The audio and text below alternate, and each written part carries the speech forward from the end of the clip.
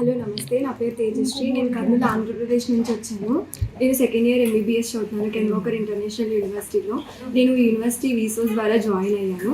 నేను ఎందుకు ఈ యూనివర్సిటీని చూస్ చేసుకున్నాను అంటే, ఈ యూనివర్సిటీలో యూఎస్ఎండీ ప్రోగ్రామ్ ఉంటుంది. అసలు యూఎస్ఎండీ ప్రోగ్రామ్ అంటే ఏంటి అంటే, యూఎస్ఎంఎల్ఈ ఎగ్జామ్ మనం 3 స్టెప్స్లో రాస్తాము. తర్వాత ఆ 3 స్టెప్స్లో పాస్ అవుతే మనకి ఫ్రీ పీజీ చేయడానికి ఆపర్చునిటీ ఉంటుంది అమెరికాలో.